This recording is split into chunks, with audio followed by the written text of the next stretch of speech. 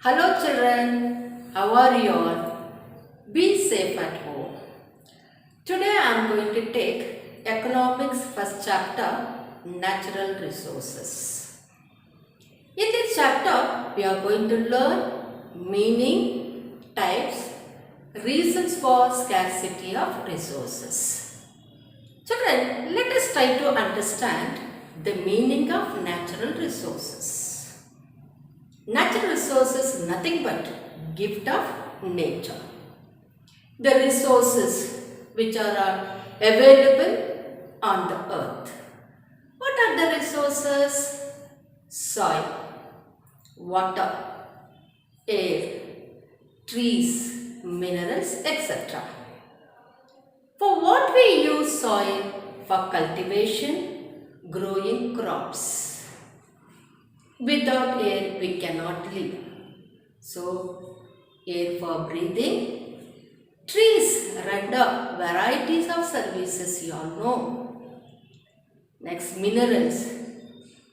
It is raw materials for industries. And water, we cannot imagine we living without water. So, we use water for multi-purpose. Okay, all this when we put together, we call it as natural resources. Children, these resources are divided into two types, exhaustible and inexhaustible resources. What is the difference between these two? First, let us try to understand the important exhaustible resources. Coal, petroleum, natural gas, etc. And water, land, wind, forest, etc. Example for inexhaustible resources. Why do we call exhaustible? When we use these natural resources continuously, it will get exhausted. It will get over. These resources, it's very difficult or it cannot be replaced either by man or nature. Whereas inexhaustible, this can be replaced by man or nature some extent. Again, we'll try to understand these resources are again classified biotic, abiotic. Biotic is living organism, example plants and animals. Abiotic, it's non-living components, example are water and soil. Next we move on to scarcity of resources. What are the reasons? Overpopulation, human wants are unlimited, resources are limited. When we take exhaustible resources, they are in fixed quantity. Inexhaustible resources also in fixed quantity, whereas exhaustible resources are on the verge of getting exhausted. What are the reasons for all this? Let us discuss one by one. First one, we are going to talk about overpopulation. The basic need of human beings are food, shelter and clothing. To provide food and shelter, we have to cultivate the land. But cultivable lands are not sufficient. So what to do? We convert forest into cultivable land in order to grow crops. This we call it as agricultural land.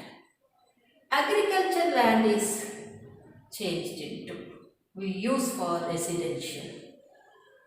Residential areas become commercial and as well as industries.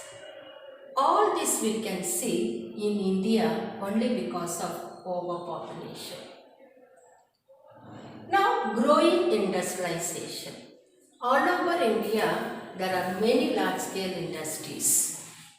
As we all know, these industries utilizes both exhaustible, inexhaustible resources as raw materials.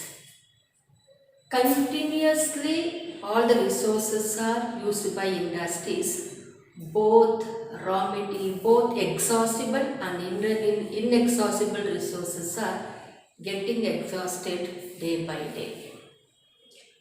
Next, expanding urban areas. More number of people are living in small areas.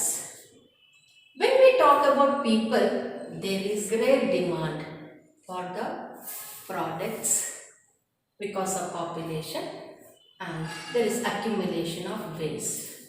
This results in reduction of quality and quantity of resources. Next, let us discuss about atmospheric pollution. What are the reasons we use coal, petrol, fossil fuel? These generates carbon dioxide, hydrogen sulfide. The dust, soot, etc. mixes with air and causes air pollution.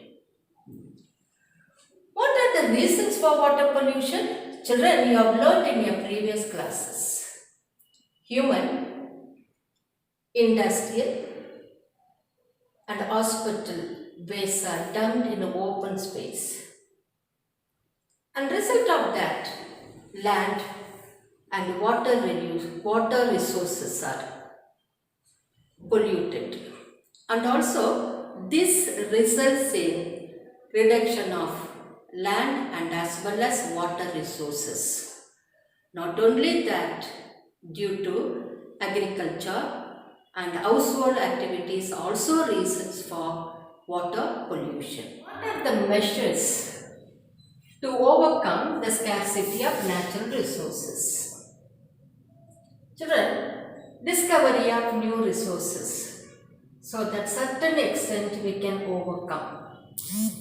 Discovery of substitutes, alternatives. Using of solar energy, wind energy instead of using coal, petrol, diesel. At the same time, using of plastic furniture instead of wooden furniture. Increasing the efficiency of resources. Using machineries that consumes less resources.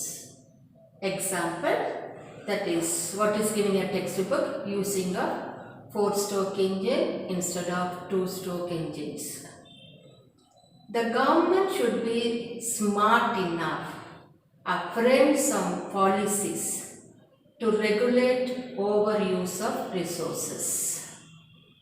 And the last, creating awareness among the people about conservation of natural resources and also how to the bad effects of various types of pollutions. Thank you, children.